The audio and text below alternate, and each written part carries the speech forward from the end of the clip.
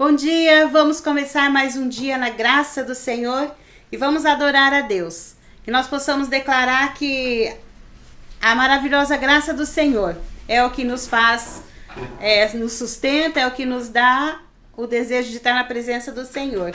Então, irmãos, que você também possa adorar ao Senhor aí da sua casinha, declarando que a graça do Senhor sobre nós é maravilhosa. Vamos adorar a Deus.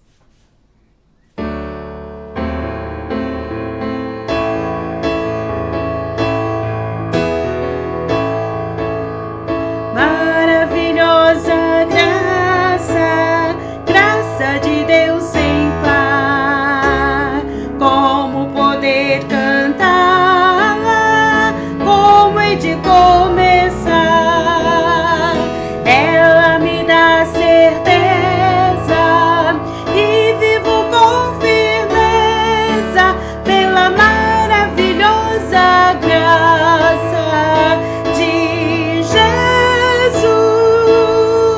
Graça, que maravilhosa graça, é imensurável e sem fim, é maravilhosa, é tão grandiosa, é suficiente para mim, é maior que a minha iniquidade, é revelação do amor do Pai. O nome de Jesus engrandecei a Deus, louvai. Maravilhosa graça traz vida perenal, por Cristo perdoado, com a mansão real. Hoje eu sou liberto, vivo de Deus bem perto, pela maravilhosa graça de Jesus.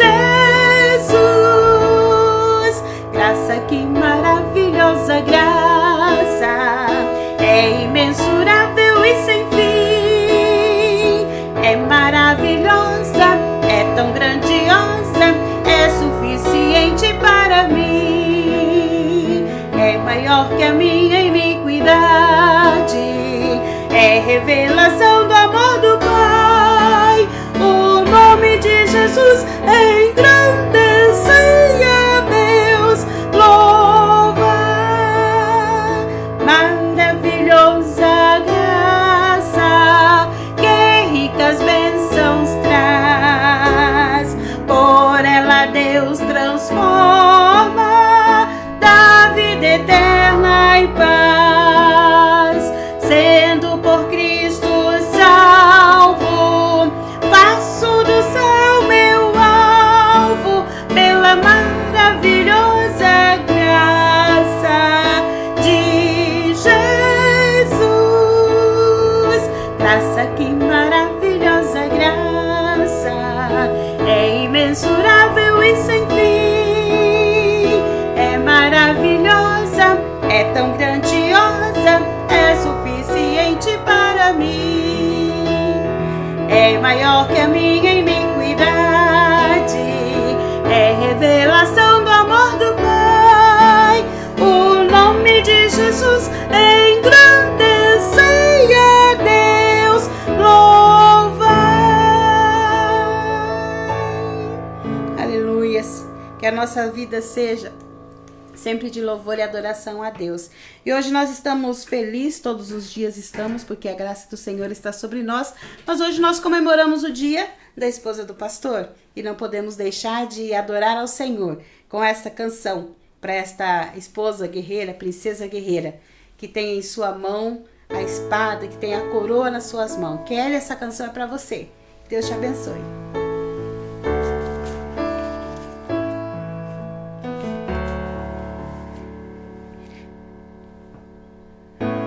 Cabeça a coroa, na mão a espada, cingiu lombos de força e luta pela sua casa, pra fazer a diferença. Por Deus foi chamada,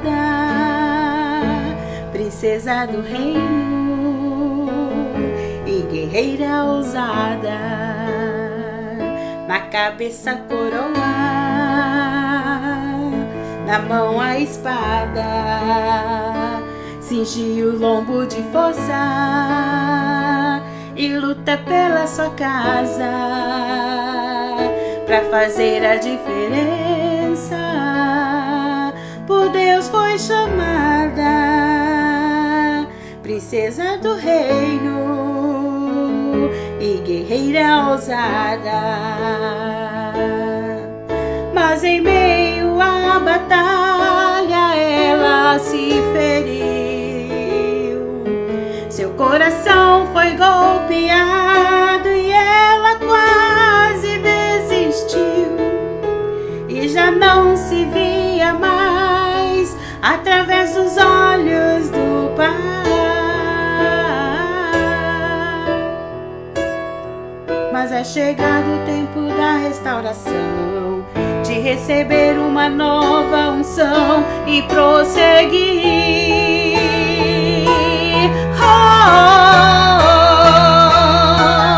Princesa, guerreira, Deus te deu uma coroa e uma espada. Princesa amada, levanta essa cabeça, senão a coroa cai. Use a sua espada, Deus é contigo, vai em frente, levanta essa cabeça, senão a coroa cai. Usa a sua espada, Deus é contigo, vai. Não se renda, não se entregue, acredite, você consegue, a vitória é sua.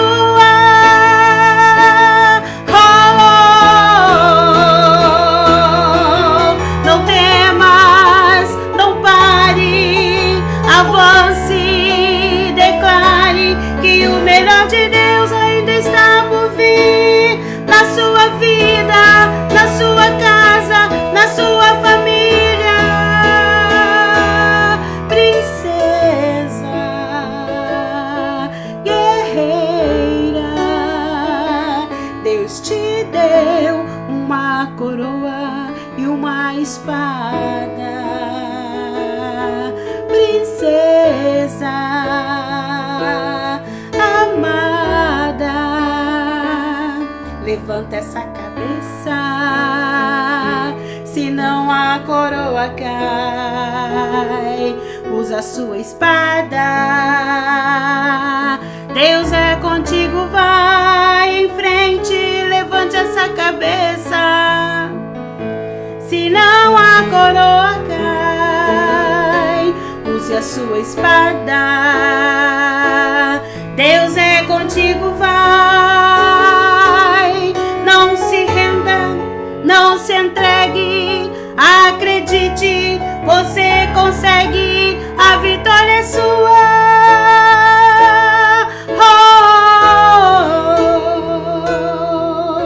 Não temas, não pare, avance, declare que o melhor de Deus ainda está por vir, na sua vida, na sua casa, na sua família.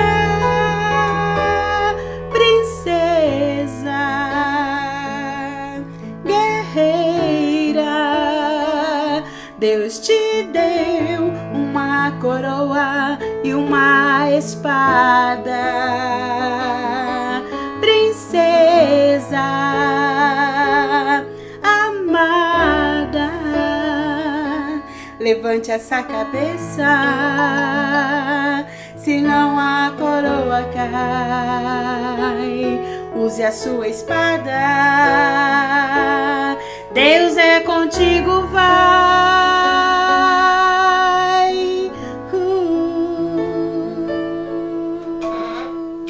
Que Deus continue abençoando a sua vida, Kelly.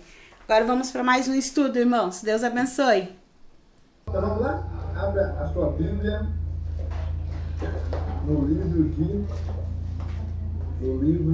Mateus, no capítulo 9, né? 9 de Mateus, a partir do 14 hoje, tá? Então a gente vai ler do 14 ao 17, tá bom? Por que deve ser feito o jejum? O que deve ser feito em relação a esse jejum? Não só um relacionamento mecânico, mas um relacionamento o quê? Pessoal, né? Tanto que ele diz ali, ó, então vieram os discípulos de João Batista, dizendo, por que jejuamos nós? Então eles jejuavam, e quem mais jejuava? Os fariseus. Mas os teus discípulos não jejuam. Então, a ideia desse versículo 14 é anteceder, né? É anteceder aquilo que ele vai falar no versículo 15. Ele vai falar o quê? Ele vai dar um exemplo que ele é o noivo, né? Que Jesus veio, ele é o noivo, e esse noivo está numa festa de casamento.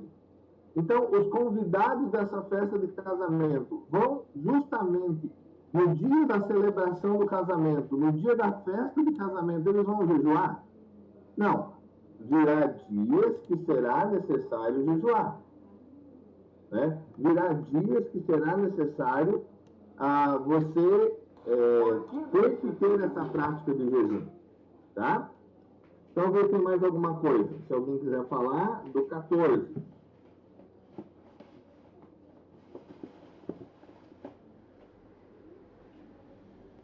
Tá, vamos agora para o 15, então. Respondeu-lhe Jesus, podem estar tristes os convidados para o casamento, que é a introdução, né, daquilo que foi o 14. Podem estar tristes os convidados para o casamento, enquanto o noivo está com eles? Não, gente, né? Por que não pode? Porque justamente assim, se nós observarmos, né, a história do povo, nós vamos ver que eles falavam justamente sobre a questão do Messias dando o sentido do casamento. Nós usamos isso. A igreja é o que de Jesus? A noiva. Então, o Messias chegou, o noivo chegou. Os convidados podem estar tristes? Não, não é o momento. Mas Jesus introduz o quê? Dizendo que vai chegar esse momento. E qual é esse momento? O momento que o noivo não vai estar. Então Jesus, de certa maneira, já está falando que ele vai partir. Então, Jesus sempre dá esses toques, né? Ó, eu vou partir. Então, enquanto eu estou aqui, né, aproveitem, vivam, ouçam, escutem, participem, né? Mas quando eu for, será dias que vão ser dias do quê? De perseguição. Tanto que Jesus já começa a sofrer perseguição das autoridades, aonde ele vai, né, nas cidades, dos milagres. E isso é o quê? Ele está antevendo que terá dias que eles vão ter que jejuar. Terá dias que eles vão ter que praticar o jejum, tá? Então chegaria um momento que a perseguição a Jesus pelas autoridades, onde teriam que jejuar. Então, é essa a ideia do versículo de número 15. Então, se o noivo está aqui, nós estamos festejando um casamento, né? Eles festejavam uma semana de casamento, né? Então, assim, agora que o noivo está aqui, vocês vão jejuar nesse dia? Isso me lembra muito quando a gente vai fazer algumas visitas, né? Às vezes você vai fazer algumas visitas e naquele dia, né, você é convidado para visita ou uma necessidade de uma visita e você está em jejum. O que vocês fariam? Você está de jejum e você vai fazer a visita a uma pessoa. E a pessoa prepara, no meu caso, o que a pessoa prepararia? Um bolo do quê? Chocolate. Daquele bolo de chocolate que está escorrendo assim, ó. Sabe aquele bolo que está escorrendo assim no pedaço? E a pessoa assim, pastor, que bom que você veio aqui em casa. Veja só, fiz até um bolo de chocolate. O que você faria? Você comeria o bolo de chocolate de jejum? Ou você falaria assim, olha, irmã, ou irmão, desculpe, mas eu estou de jejum. o que nós faríamos? Então, é um desafio. É mais ou menos aqui a festa de Jesus aqui, né?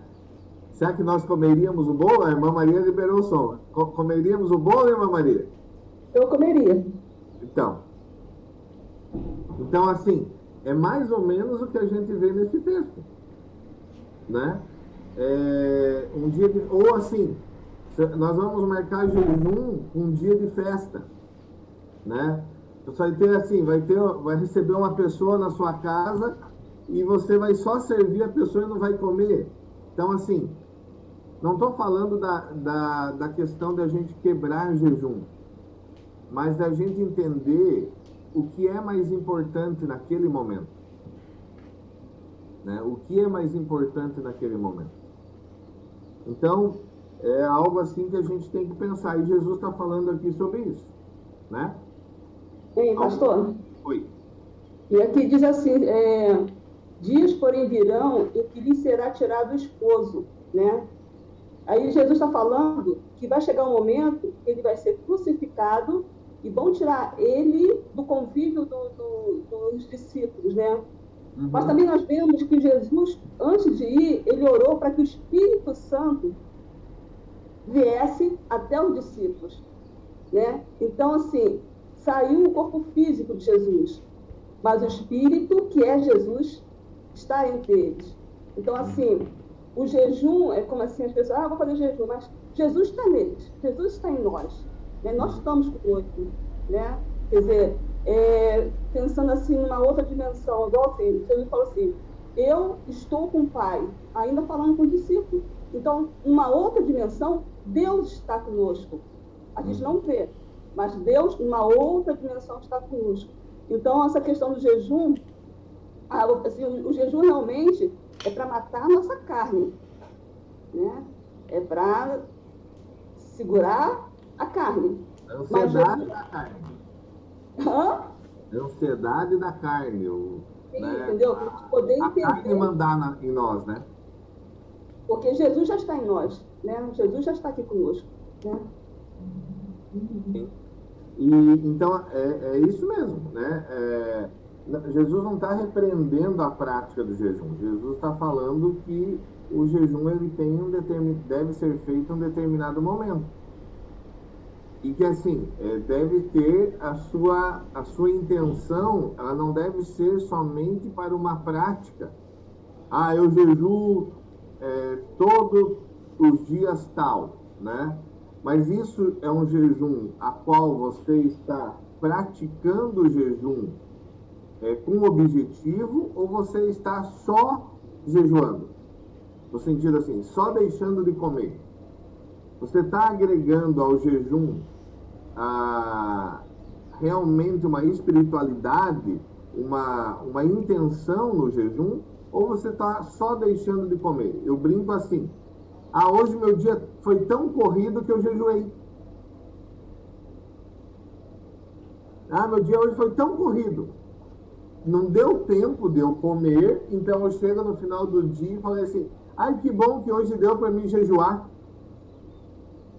Como deu para mim jejuar? Você se absteve de comer. Não tem nada a ver com a prática de jejum, porque não foi algo que foi algo que aconteceu. E você não dedicou-se aquele dia para uma prática de jejum, né? Então, igual assim, hoje o dia foi muito bom por causa disso, tá? Mas a ideia do jejum é que você se programe para isso, que o teu jejum tenha um objetivo, né? Tenha um fundamento para você estar jejuando, né? O que vocês acham sobre jejum? Pastor? Oi, irmã. Jesus falou ali porque naquela época era um rito, né?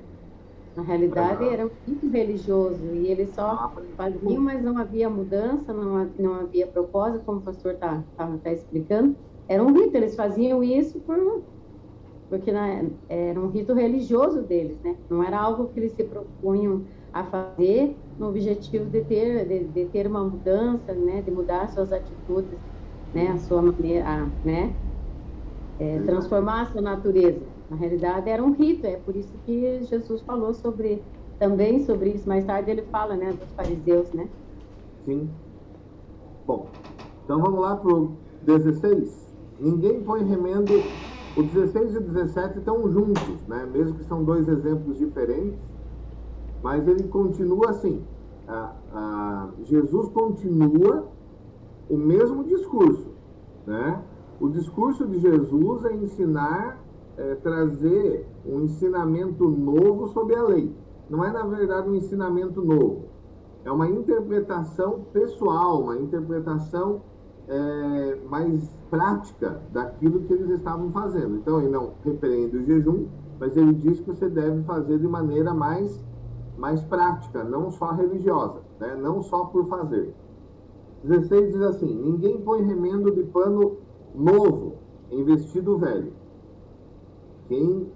Isso todo mundo sabe. O vestido, a roupa está velha. Se ela faz um determinado rasgo, se você pôr um remendo novo, o remendo novo ele vai romper ainda mais o remendo velho, né? Então, eu não entendo muito de costura, né? Mas é assim que funciona. Você tem que pôr um remendo que tente mais ou menos... Olha, ó, a tia Dalva aí pode falar bem disso, ó. Tia Dalva é mestre aí, ó, em costura, né? Se você pôr um remendo novo, ele vai romper ainda mais, porque ele vai puxar ainda, desgastar mais aquele que está velho, né? Pois semelhantemente, remendo rompe o vestido e o faz-se de a maior ruptura, que é o maior buraco, maior aquilo do tecido, ele vai aumentar a rotura. Nem se põe vinho novo em odres velhos. Do contrário, rompe-se os odres, entorna-se o vinho e os odres se estragam. Mas põe-se vinho novo em odres novos, e ambos se conservam. Alguém quer falar de início aí sobre isso? Pastor, Oi. então, eu vi um estudo sobre o odre. Na minha opinião, eu achava que era um vaso. Não. E aí eu vi que é um couro, né? É um couro onde eles colocavam o vinho, e quando fermentava, o couro esticava, né? Isso mesmo. O couro esticava e ficava na hora da fermentação. Mas, assim, o que eu entendi aqui nos dois textos, né? Tanto do pano quanto no odre, é a nossa velha natureza e da nova natureza que Jesus estava falando, né? Que não tem como a gente viver uma nova natureza, viver uma vida nova com Deus, com as coisas velhas do passado, né? Que a gente precisa realmente viver essa nova natureza, viver em novidade de vida, com a nova natureza que é de Jesus, que nós precisamos ter a nova natureza, que é a natureza de Jesus. Isso aí. Então assim, a Emanuel já falou um pouquinho do odre, né? Então, é só para a gente entender. Hoje, um vinho, né? Um vinho, ele fica em que tipo de vasilhame, ou que tipo de coisa é acondicionado o vinho hoje? É em garrafa, né? Em litro, em garrafas, né? De vidro, de plástico, enfim. Então, no tempo bíblico, eles não eram de vidro, né? Eles eram, como a irmã Neuza falou, de couro, de peles, pele de cabra, né? Então, eles faziam tipo vamos dizer assim, vai ser bem feio esse meu exemplo, mas tudo bem. Tipo um pacote de leite, né? Digamos, de couro.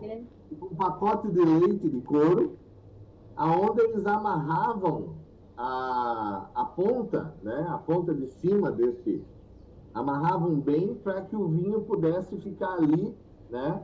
Que ele se tornasse impermeável, né? Pelo couro, e ele pudesse estar fermentando.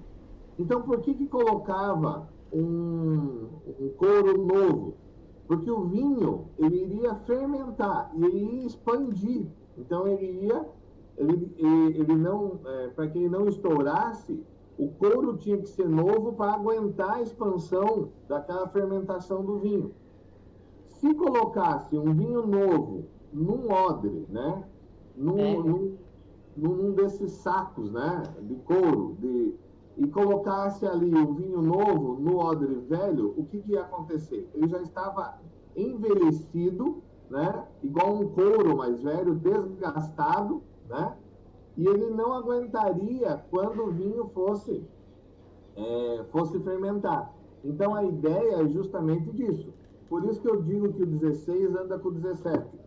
Então, da mesma forma que você não põe remendo novo em pano velho, da mesma forma você não põe um vinho que vai fermentar num odre, né? Num odre velho. Por quê? Porque ele não vai aguentar, né?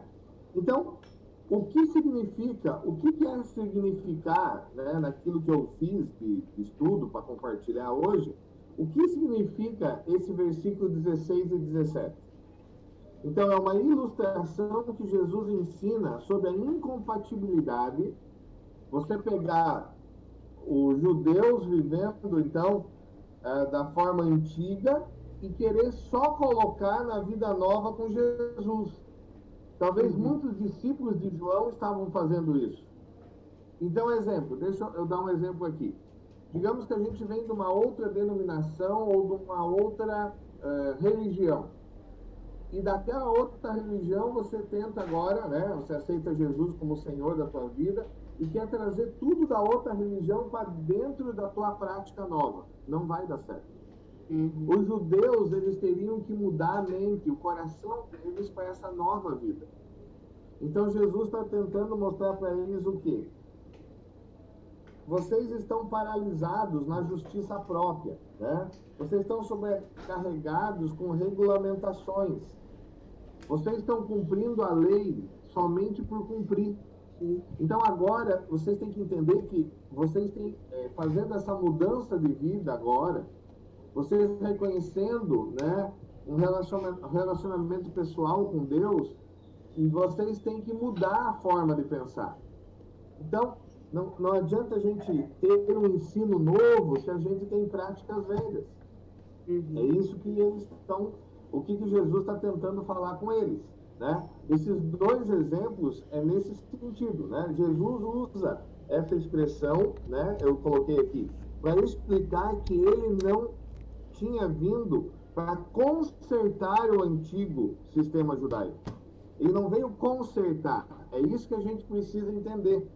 Às vezes a gente quer consertar algo que Deus quer fazer novo. Então, exemplo, deixa eu ver uma coisa.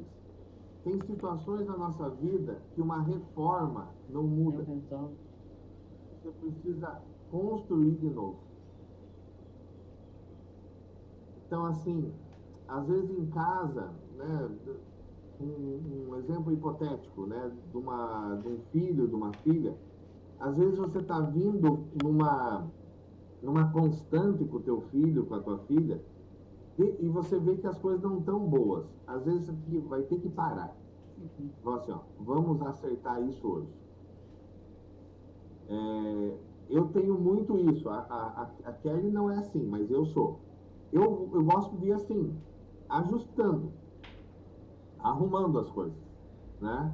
A pastora Kelly já quer, ela é de romper e começar. Então eu vou falar, não, vai melhorar, né? Vou dar um exemplo aí de apagar a luz em casa. Tá vindo muito alta a conta da luz, é só apagar, né?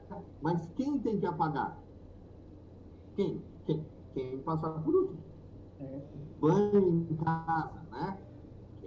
Agora, você põe um cronômetro no banho, né? Mas parece que eu fugi comigo. Bom. Oi? Voltamos? Sim. Voltamos. Então, tipo, nós precisamos pôr um cronômetro no chuveiro, ó, 5 minutos cai a chave, né? Então, Jesus está falando assim, ó, tem coisa que vocês vão ter que romper. E Jesus está falando justamente isso, né? Então, consertar, ele não veio para consertar, né? Ele veio o quê? Para transformar, né? Jesus está mostrando que a sua mensagem sempre traz uma mudança para a geração nova. Vocês lembram que eu falei até nesses estudos na igreja o seguinte, é que o povo andava com Deus, o povo passava uma dificuldade, buscava Deus, o povo se arrependia, Deus atendia, o povo andava um tempo bem com Deus, daí voltava a fazer as coisas erradas, passava-se uma geração, daí a outra geração via aquilo de errado que fez e voltava de novo com Deus, e começava um novo ciclo. Então, Jesus está falando mais ou menos isso aqui. Ele está falando assim, que toda geração traz algo novo, traz algo diferente, só que você tem que viver a vida com Jesus. Então, ele está dizendo o que aqui? Que a gente esteja preparado para essa nova maneira de viver, né? Mas essa nova maneira de viver é um Jesus conosco, é um Jesus presente. Tá bom? Alguém quer compartilhar alguma coisa? Daí eu compartilho umas 2 lições que eu tirei desse texto.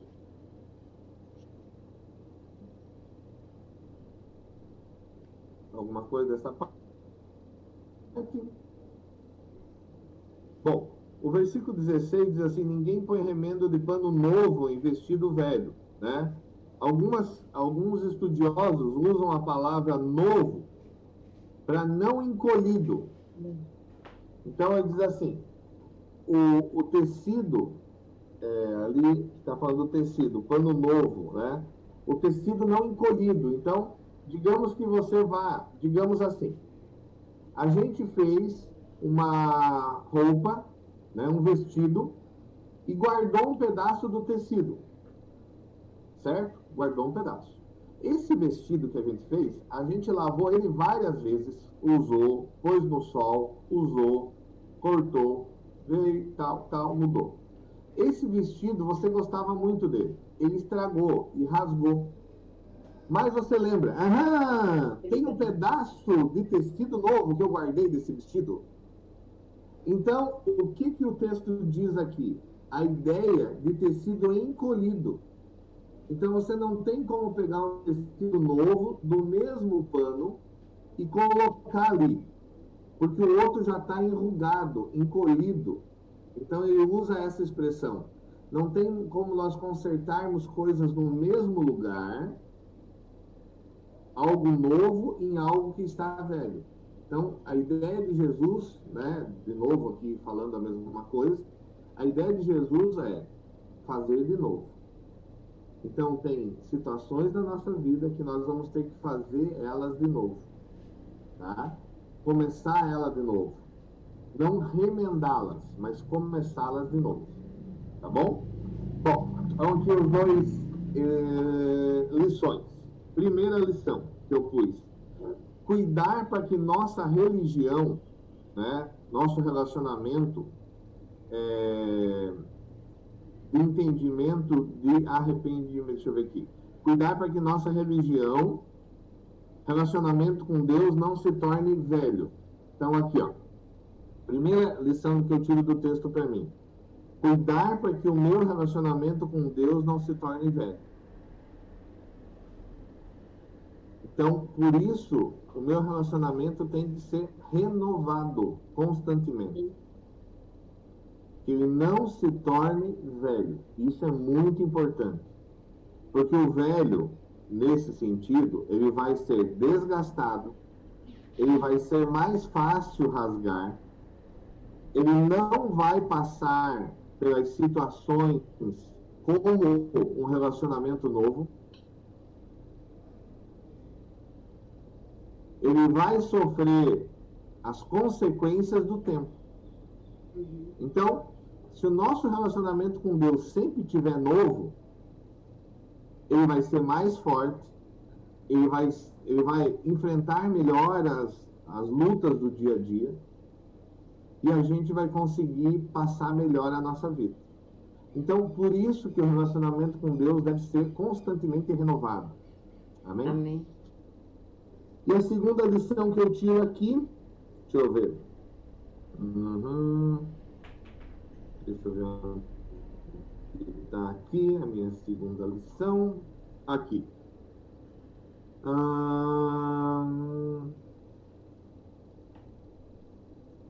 Onde está? Entendimento e arrependimento, esqueci do Messias. Segunda coisa que eu tiro para mim, né, do texto, é essa questão aqui de usar as coisas do passado, né? Às vezes a gente quer, assim, não sei se vocês têm isso, mas eu às vezes tenho o saudosismo. Então você lembra de uma casa onde você morou, você lembra de um lugar onde você viveu, e você passou bons momentos naquele lugar. Você acredita que se você voltar naquele lugar, você vai passar as mesmas coisas. Exemplo, quem veio de outra cidade, né, ou de outra região do bairro. Se eu voltar a morar lá, eu vou ter a mesma felicidade que eu tinha. Não vai ter. Aquela situação foi para aquele momento, aquilo que você passou foi para aquele momento. Então Deus Ele está te dando com uma nova geração, um novo tempo, algo novo.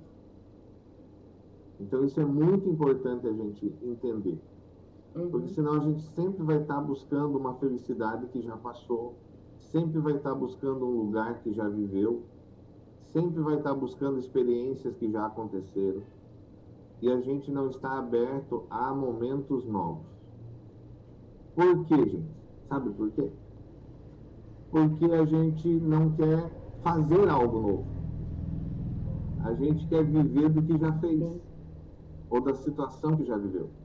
Então, eu creio assim, que nós podemos, a ideia da novidade de vida é todos os dias a gente fazer algo novo para algo novo acontecer.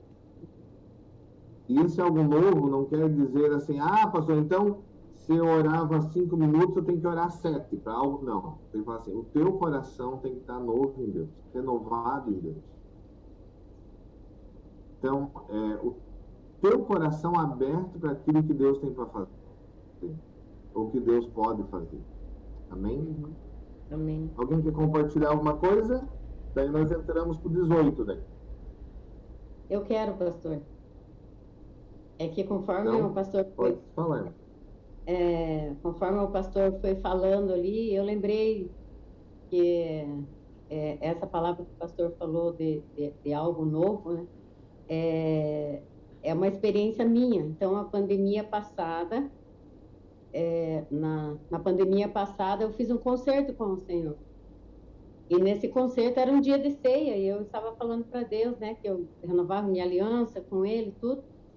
E no que eu terminei de fazer essa oração, o Senhor falou para mim, e o que você vai fazer de novo para mim? Então, é bem isso mesmo. Então, Deus... isso foi uma experiência minha, de um concerto que eu fiz a pandemia no tempo passado, né? E no que eu renovei essa aliança, o Senhor me perguntou o que eu iria fazer de novo para Ele, então. Só isso que eu queria compartilhar. Tá bom. Uma coisa interessante que a gente vai ver do texto, irmãos, não sei, a gente vai entrar no 18. Vocês viram que Jesus só usa coisas da vida cotidiana? Jesus não conta algo assim que não existia, assim, a princípio. Ele está falando aqui sobre o quê? Costura, né? E sobre vinicultores que cuidavam das vinícolas e faziam vinho. Agora Jesus vai falar a parte do quê? Da medicina agora, né?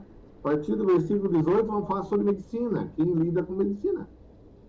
Então Jesus está falando de coisas que eram... Ele vai falar da autoridade militar, né? Autoridade militar, autoridade religiosa, né? Como o chefe da sinagoga. E vai falar sobre a área da medicina. Então ele vai entrar numa outra área. Então Jesus sempre vai falar de exemplos que todo mundo entende. E é interessante, né? Que a gente entende até os dias de hoje. Não é só entende naquela época, entende até os dias de hoje. Mas vamos lá. 18. Agora a gente vai ler até o 26 e daí a gente comenta, tá bom? Dizendo-lhes ele estas coisas, chegou um chefe da sinagoga e o adorou, dizendo: minha filha faleceu agora mesmo, mas vem impor-lhe a mão e ela viverá. Aqui outra demonstração de fé, né, gente? Jesus levantou-se e seguiu juntamente com seus discípulos. Certa mulher que havia 12 anos padecido de um fluxo de sangue, chegou por detrás dele e tocou a orla do seu manto. Ela dizia consigo: se eu tão somente tocar o seu manto, ficarei sã. Fé de novo. Jesus, voltando-se, vendo-a, disse: tem bom ânimo, filha, a tua fé te salvou.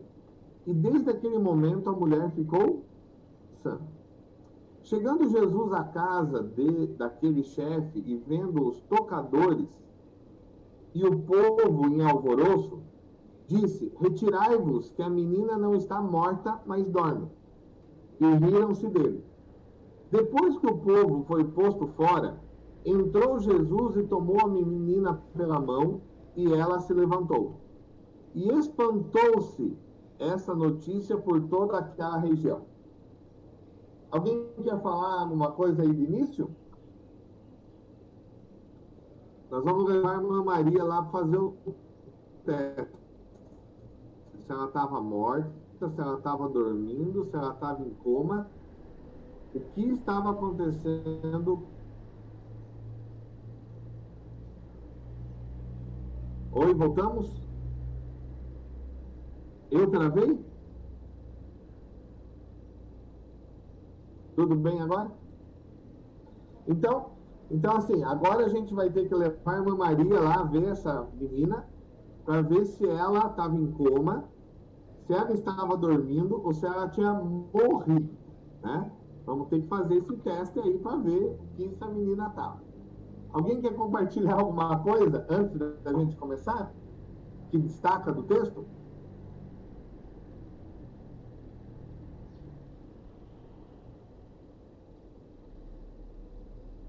Quando eu estava lendo, pastor, eu lembrei de uma coisa assim. Oi, Maria. Essa mulher com fluxo de sangue, né? E isso há 2000 anos atrás, né? Não tinha cura. Ela estava há 12 anos tratando e não tinha cura. E hoje, em 2021, continua não tendo cura. Tem tratamento, tem, como posso dizer, você cuidar, mas tem que ficar tomando medicação, ou então retira, que é o útero, né? Então, assim, Jesus fez uma cura que até hoje ainda não existe. É a cura total. Sem retirar nada. Achei legal essa. É uma cura, é um milagre, né? É um milagre. E até os dias de hoje as mulheres enfrentam esse problema. E acaba no final, as pessoas se tratando, no final retirando um órgão, né? Para resolver o problema.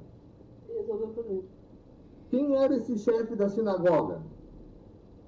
O que eram as atribuições desse chefe?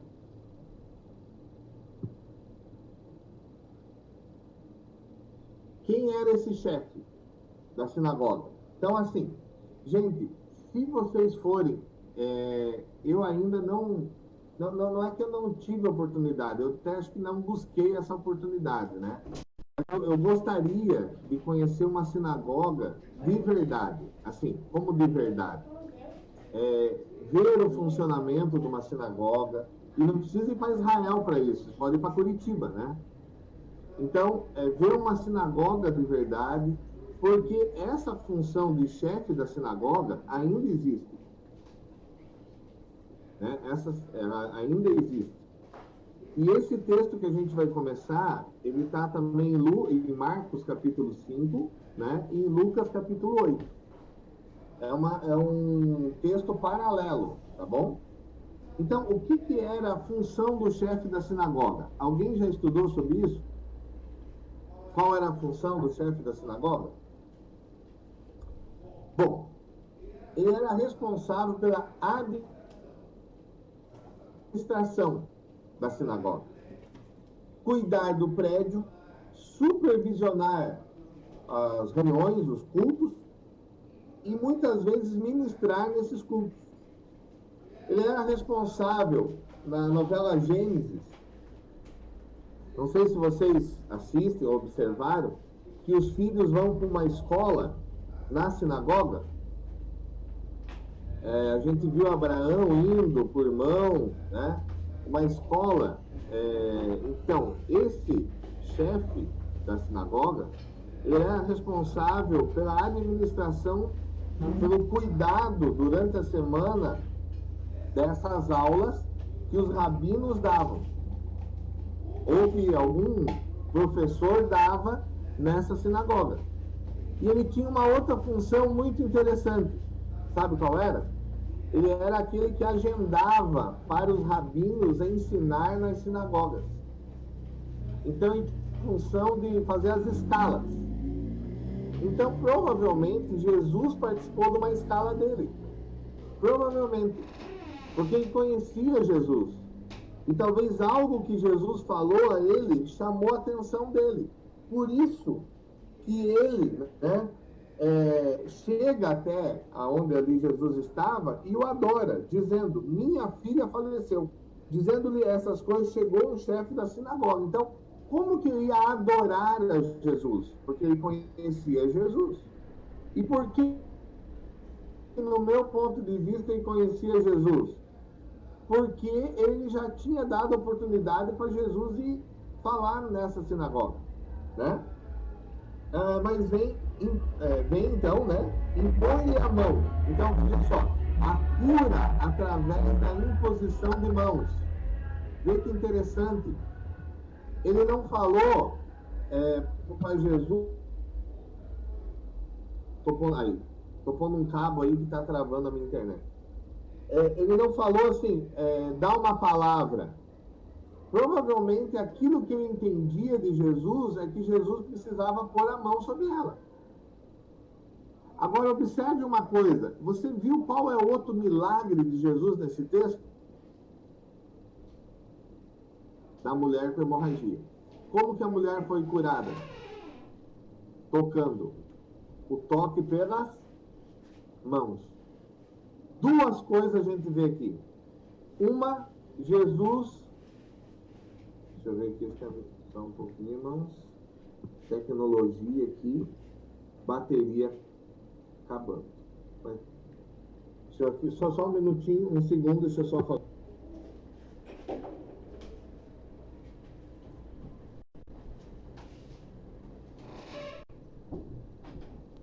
O carregador meu que tá ruim. Deve estar na minha malinha ali.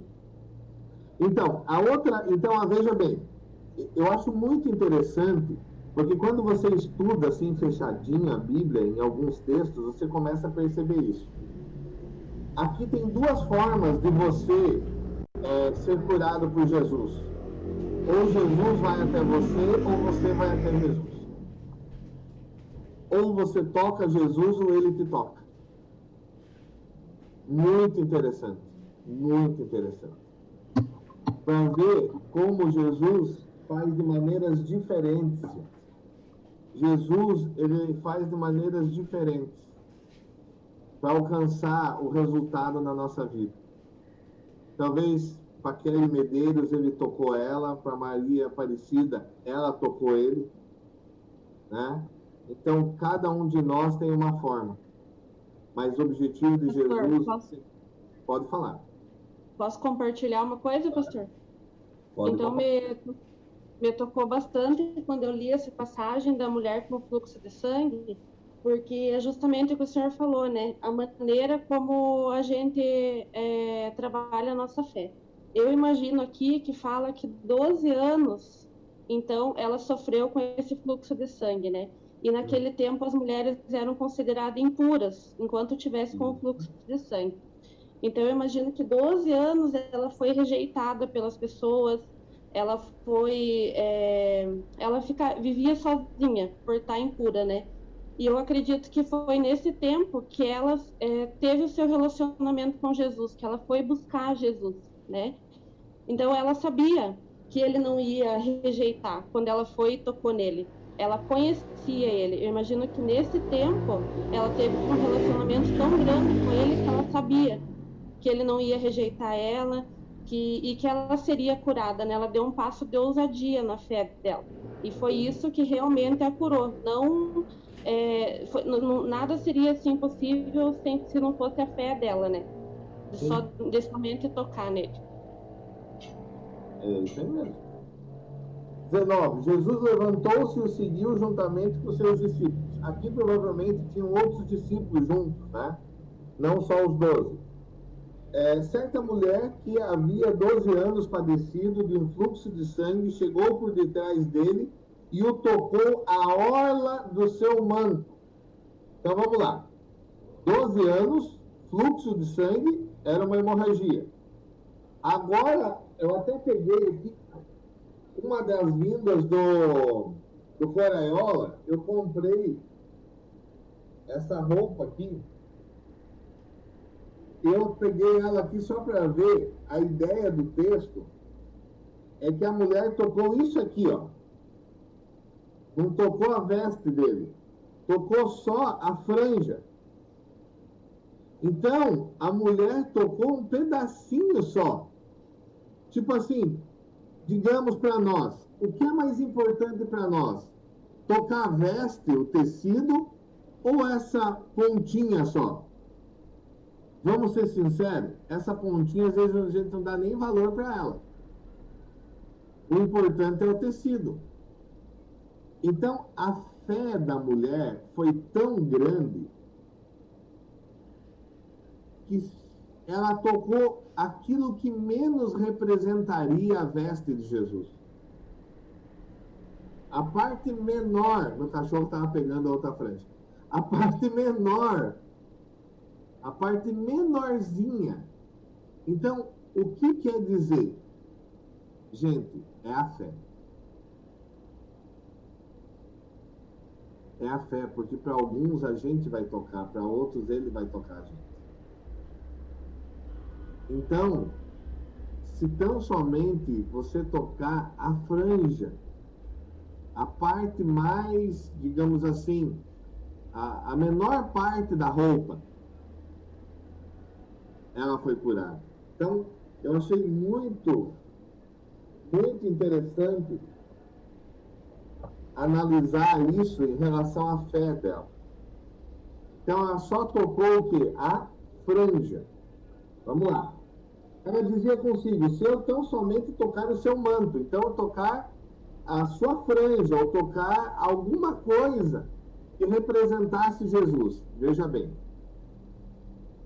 Aqui a gente aprende uma coisa muito importante, que a fé de uma pessoa é diferente, a ação da fé de uma pessoa, a experiência de fé de uma pessoa é diferente da outra pessoa.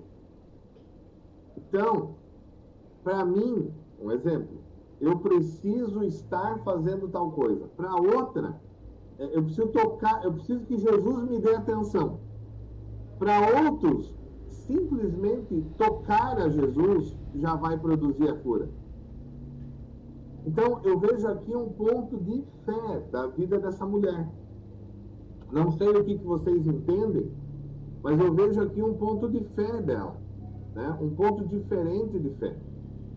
E uma coisa que eu vejo também nesse texto, até esse versículo 21, que a gente deve entender que ela chegou nessa atitude talvez por tudo aquilo que ela já tinha vivido.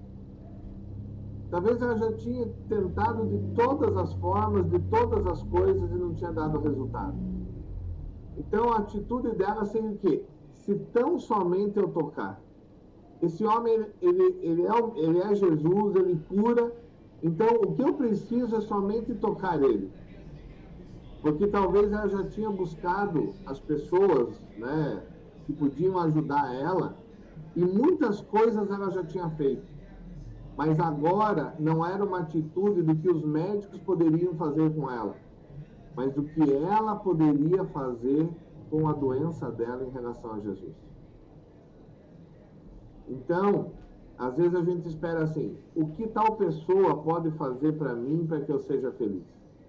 Talvez nessa manhã a gente entenda o que eu posso fazer para mim mesmo, que vai me tornar feliz.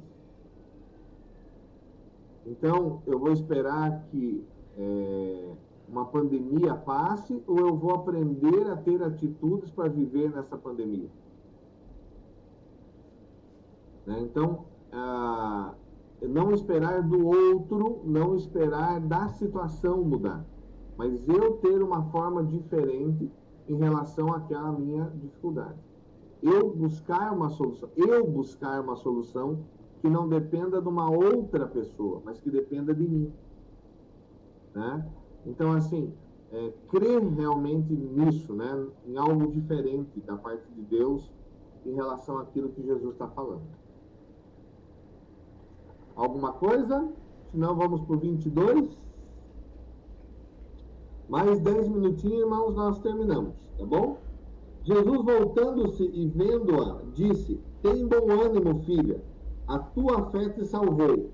E desde aquele momento a mulher ficou sã. O que nós podemos destacar aí, gente? Deus mudou uma situação que era um problema há anos, né? Como falou a Kelly Medeiros, era considerado impura. Você vê que Jesus... quem Jesus curou no capítulo 8? Leproso e endemoniado. Os dois eram o que também? Impuros. Jesus dá o terceiro exemplo de impureza. Jesus cura o endemoniado, Jesus cura o leproso, e agora Jesus cura a mulher com fluxo de sangue. Essa mulher tinha uma vida normal? Com certeza não. O que eu tiro aqui uma lição? Às vezes temos problemas há anos, né? Uma lição que eu tiro daqui. Conosco ou com outras pessoas. E temos a tentação de desistir de pessoas ou situações que não mudam. Então essa mulher, veja bem, essa mulher tinha amigos, tinha familiares? Com certeza. O texto fala de outras pessoas? Não, só dela. Então, provavelmente, pessoas que ajudaram essa mulher no passado não continuaram ajudando nos dias de hoje. Nós, às vezes, temos problemas que nós abandonamos por causa do tempo. Então, assim, eu nem vou lidar mais com essa dívida, eu nem vou lidar mais com esse problema, porque já faz muito tempo e não se resolveu. Essa mulher, se ela desistisse da sua enfermidade, ela tinha morrido dessa enfermidade. Essa mulher não morreu dessa enfermidade porque ela não desistiu da enfermidade. Ela não desistiu de buscar a cura. Que coisas na minha vida e na tua vida que você tem desistido ao longo dos anos? Sonhos, planos, projetos que a gente tem desistido, né? Temos que prestar muita atenção. Não é o tempo que é o dono da resposta. O dono da resposta é a nossa atitude. Eu posso inverter uma situação que anos está ruim. Eu estou há 10 anos sem falar com a minha tia. Tá. Talvez não seja tão fácil voltar a falar com ela. Mas não quer dizer que você não pode fazer, né? Alguma coisa até aí? 23. Só um pouquinho aqui.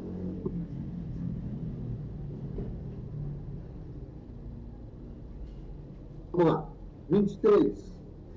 Chegando Jesus à casa daquele chefe e vendo os tocadores e o povo em alvoroço. Me ajudem aí agora. Vamos lá. Que tocador que é esse, gente?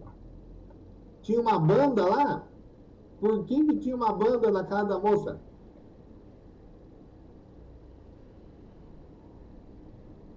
Gente, é o seguinte. Vocês já ouviram falar aquele papel?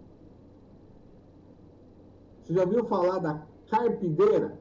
O que é a carpideira? Não é que carpe com enxada, gente. as carpideiras não eram mulheres que eram chamadas para chorar nos velórios? Sim. Então, aqui eram os tocadores de funeral.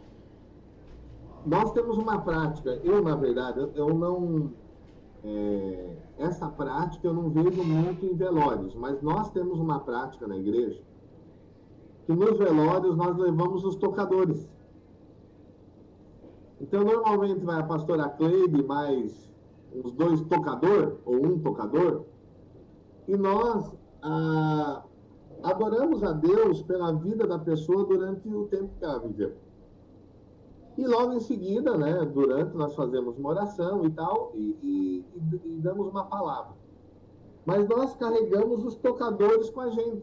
Eu não sei qual que é a palavra que está na tua tradução. Se está tocadores ou está menestréis, no versículo 23. Instrumentista. Instrumentista. Tá. O que mais? Tem alguém que está diferente de tocadores ou menestréis? Flautistas. Flautistas. Então, alguma outra coisa? Então eram músicos, né, instrumentistas. Aqui, a Karine tá certa, né, os estudos dizem que eram flautistas. Então eram o quê? Eram pessoas familiarizadas, então provavelmente eram judeus, né, claro, é o chefe da sinagoga, familiarizados com os costumes judaicos de luto. Então esses flautistas ou músicos eram contratados para fazer essa execução, né, durante esse período de velório. E Jesus, então, chega justamente ali, no momento que eles estão o quê? Tocando. E Jesus, então, diz ali, né, no versículo de número 24, né, 23, chegando Jesus à casa desse chefe, vendo os tocadores que foram chamados para preparar, né, o ambiente fúnebre, né? E o povo estava em alvoroço, porque a menina, os evangelhos, alguns citam que ela tinha 12 anos de idade, né? Em comparação à mulher com 12 anos no fluxo de sangue. Bom? Disse, retirai-vos que a menina não está morta, mas dorme. E riram-se dele. Por que riram? Porque ela estava morta, né? Mas Jesus falou que ela não estava morta. Tá. Agora, para vocês aí me ajudar. O que vocês acham? Eu até falei no início dessa leitura, né, desse momento que a gente foi ler, que aqui Jesus estaria utilizando através da medicina, né, da figura do médico. Então, ela poderia o quê? Estar em coma, né, e aquela família confundiu. Ela poderia estar morta, né? Ela poderia estar dormindo, é meio difícil, né? A questão de estar dormindo. Mas aqui a gente vê que pode ser uma atitude de fé. Então, assim, Jesus ia fazer o quê? Ia ressuscitar a menina? Então ela não está morta, ela só está dormindo. Nós também, quando morrermos em Jesus, nós não vamos morrer, nós vamos dormir. Porque nós vamos acordar com Jesus, amém? Então, o que vocês acham aqui? Na opinião de vocês, do versículo de número 24. Vocês acham que ela estava morta, que ela estava em coma? É uma expressão de Jesus igual para nós, que nós não vamos morrer, mas dormir? O que vocês acham?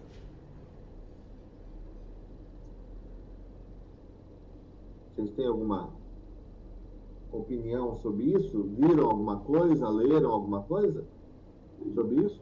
Irmã Maria. Eu acho que ela estava morta, né? Assim, porque já estava tudo preparado, né? Então ela morreu, a família já chamou os instrumentistas, já chamou todo o povo, quer dizer, deu bastante tempo para ela, se ela estivesse dormindo, acordar, né? Vão ser chamados até os tocadores, né? Pois é, deu tempo de fazer tudo isso, né? Mas eu vejo que Jesus se referiu a ela como se interfere a gente não morre, a gente dorme, né? Nós vamos dormir e depois acordar com Jesus, né? É fantástico essas aberturas assim de entendimento que o texto nos dá, né, irmãos? Eu fico apaixonado pela Bíblia e por Jesus a cada dia quando eu vejo assim que ela vai além, né? Ela transcende, né? Ela leva a gente a crer naquilo que virá, né? Amém? Bom, agora 2 versículos ali, depois que o povo foi posto fora, entrou Jesus e tomou a menina pela mão, né? E ela se levantou. Lembra que eu falei? Então, assim, fechar o 24, né? Eu acredito que ela estava morta mesmo, né? Como foi falado. E também falando uma ideia de sono, né? Como a gente vai acordar com Jesus também, como já foi falado, tá? Mas eu acredito que ela estava morta mesmo. Claro que para a medicina da época, talvez a constatação de morte tinha também, eles não enterravam as pessoas assim, eles constatavam que ela estava morta mesmo, né? Depois que o povo foi posto fora, entrou Jesus e tomou a menina por onde? Pela mão. Para mim aqui é muito importante essa mão, que é a mesma mão, o mesmo sentido da mão que toca Jesus, é o mesmo sentido da mão que Jesus toca. Então, às vezes assim, o poder de Jesus, né, do toque, a mão, e ela se levantou. Então, Jesus a convida, no sentido assim, se uma pessoa está caída, normalmente você vai ajudar essa pessoa a se levantar como? Pela mão. Então, aquilo que você tem para fazer, faça. Puxe, traga, leve, né, a mão agindo, né, em fazer. E espantou-se a notícia por toda aquela região, né? Jesus volta a estar curando e fazendo milagres e maravilhas em todas as regiões, e aquilo começa a chamar atenção, né? Bom, eu coloquei aqui ontem à noite, né? A hora que eu estava indo dormir, eu estava tomando banho, veio essa aplicação para o meu coração nesse texto. Eu vou compartilhar com vocês. Daí, né, quem quiser compartilhar alguma coisa desse texto, né, para a gente encerrar. Jesus esperava, eu escrevi, né? Jesus esperava que os judeus deixassem ser tocados por Deus. Religião. Mas eles insistiram em querer tocar a Deus com a sua religiosidade. Então, eu digo aqui assim, Jesus esperava, então, com a vinda de Jesus esperava que os judeus viessem até ele, mas os judeus fizeram o quê? Eles não deixaram que essa mensagem de Jesus tocasse o coração deles. E quando eles vieram até Jesus, eles vinham através da sua religião. Então, assim, Jesus esperava que os judeus, ao ouvir falar de Jesus, deixassem Deus tocar eles, através dessa pregação, dessa palavra. Mas não deixaram, ficaram com a religião e queriam ir até Jesus, tocando Jesus com a religiosidade deles. Então, o que eles repreendiam Jesus? Por que você cura no sábado? Por que os teus discípulos não jejuam? Por que eles não fazem isso? Por que eles não fazem aquilo? Então, na verdade, os judeus não aceitaram Jesus, a mensagem de Jesus. Os judeus já tinham uma religião que eles entendiam como excelente. Então, eles não deram abertura para entender o que Jesus estava falando. Então, eles questionavam Jesus: quem é esse que fala que é filho de Deus? Quem é esse que está falando isso? Quem é esse que está curando? Eles não entendiam Jesus pelo que ele pregava. Eles queriam que Jesus colocasse eles, como religiosos, numa posição superior. Então, por isso que a nossa religião tem tudo a ver. Por isso que a nossa religião deve ser renovada toda manhã. Porque senão a gente vai começar a ver Jesus curando nos dias de hoje e vai falar assim, ih, Jesus só curava antes. A gente vai ver maravilhas e sinais nos dias de hoje. Não, eu entendo que Jesus não cura desse jeito. Mas por que a gente vai criando isso? Porque a nossa religião do relacionamento com Deus, ela vai se tornando muito velha. Então, o nosso coração só entende que Deus pode fazer de algum jeito. Então, por que Jesus, por que a Bíblia traz exemplo de a mula falar, né? De ser engolido pelo peixe? Por que faz essas coisas? Ser curado pelo barro, pelo guspo, né? Não é uma forma normal de ser feito isso. Naamã tendo que dar 7 banhos, né? 7 banhos lá no rio, e era um rio poluído ainda, ele diz, né? Será que não tem o melhor rio lá, né? Mas por que tudo isso? Para tentar mostrar que Deus é superior às situações, que Deus é superior às crises, que Deus é superior aos problemas, e que a nossa fé é confiar nele, é crer nele. Em todo o tempo ele vai fazer.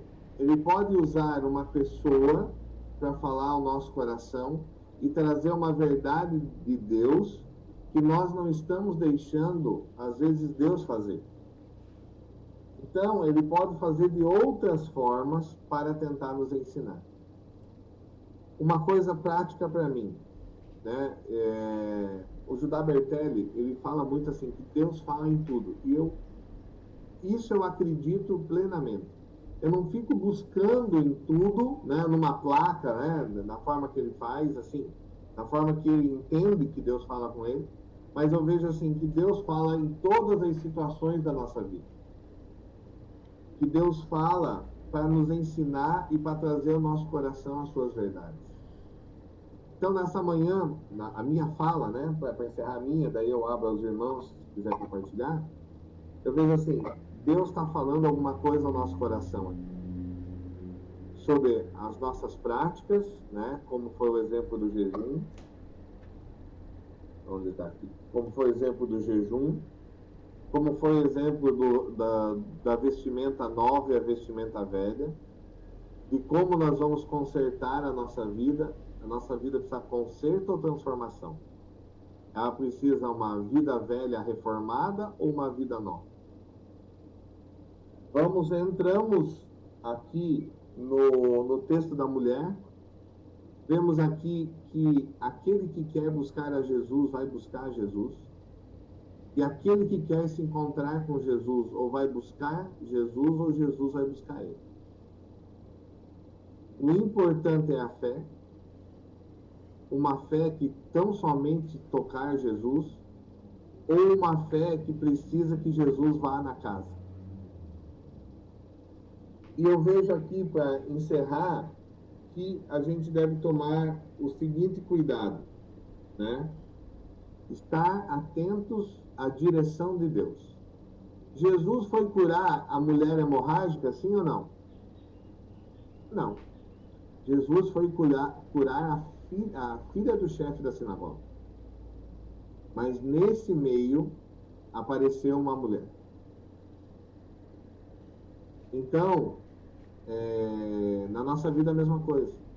Às vezes eu estou indo fazer uma outra coisa, mas Jesus aparece com uma situação diferente naquele meio. E a gente deve estar sensível ao Espírito Santo para fazer aquilo que precisa. Porque isso pode mudar, né, uma situação, né, que estamos vivendo, que estamos passando. E também, para encerrar, né, renovar a nossa fé todo dia.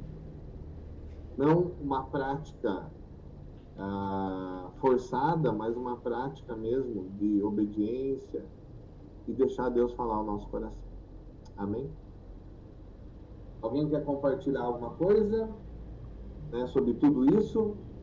E daí a gente encerra em seguida. Então, aberto quem quiser compartilhar.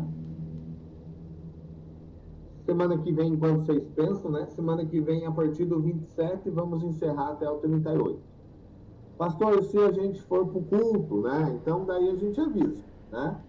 Mas, se não, a gente encerra aí do 37, do 35, não, do 27 ao 38, tá bom? Como que vai ficar? Digamos que a gente volte ao meio normal, né? Depois que nós pararmos os decretos e tudo, né? A gente vai voltar à escola bíblica, né? Como nós havíamos conversado, e vamos continuar estudando o livro de Mateus. Nesse momento, nós vamos ter a escola bíblica tanto no Jardim Alvorada como na sede, né? Na sede, nós vamos continuar Mateus, né? Mas uma revista, a revista já está comprada, e vocês vão ter a revista, o xerox da revista, para vocês estudarem, né? Para a gente terminar Mateus. Claro que o ritmo da revista é mais rápido. Então, nós vamos fazer 12 lições, né? 12, 10 lições, já vai terminar o livro de Mateus. Nós estamos assim para a gente ter um compartilhar diferente e para que a gente não tenha que ficar preso à lição, porque nós estávamos impossibilitados de trocar material, né? Folhetos, né? Essas coisas. Então, por isso que nós estamos usando a Bíblia, que cada um usa a sua, não tem problema. Mas voltando, né? Passando essas formas de decreto, nós voltamos à escola bíblica, né? Da forma que era, né? Vamos ter a de adultos, daí vamos ter os cursos, né? Da pastora Kelly, o curso comigo dos homens e tudo mais. Bom? Alguém quer compartilhar? Se não, vamos orar então? Pai, nós te agradecemos por essa manhã, por esse tempo que ficamos aqui estudando a tua palavra. Senhor, quero renovar, ó Deus, a cada momento a minha fé em ti. Senhor, eu creio num Deus que cura, num Deus que muda situações. Senhor, eu creio, Senhor, que não é porque a situação é antiga que o Senhor não pode fazer, mas eu creio também que muitas vezes, Senhor, nós criamos barreiras da religião para que isso aconteça. Então, que nessa manhã, Senhor, em nome de Jesus, a gente esteja ligado intimamente contigo através da oração, da leitura da palavra, e a gente possa colocar diante de ti todas as situações da nossa vida. Senhor, muitas delas nós vamos precisar começar de novo. Nós vamos precisar começar de novo. E o próprio ensino de Jesus traz isso ao nosso coração. Jesus nos promete não uma vida remendada. Jesus nos promete uma vida nova. Então, Senhor, eu quero fazer parte dessa vida nova que está na Tua palavra. Abençoa todos que acompanharam pelo Zoom, aqueles que participaram, Senhor, assistindo pelo Facebook, também pelo YouTube, que essa palavra possa ficar em nosso coração. Nós pedimos, oramos e te agradecemos em nome de Jesus. Amém. À noite temos ceia online, né? Não esqueça do teu suco de uva, não esqueça do teu pão, né? Pastor, não comprei, não vou sair, não tem agora. Então, mas pega um suco de pacotinho lá, faz, né? Pega um pedaço de pão, mas assim, usa esse momento da ceia para você cear, né? Reúna as pessoas da tua casa, né? Se tem crianças, você ensine a eles também o que é a ceia, né? Mas que você tenha esse momento único teu, tá bom? Claro que depois esse suco você não precisa jogar, o pão não precisa se desfazer, eles podem comer, mas você ensinar que esse momento é a ceia e esse momento é uma alimentação diferente desse momento da ceia, tá bom? Participem, organizem-se e nós vamos ter uma grande celebração à noite, tá bom? Deus abençoe, ótimo domingo, até o próximo culto, tá bom? Deus abençoe.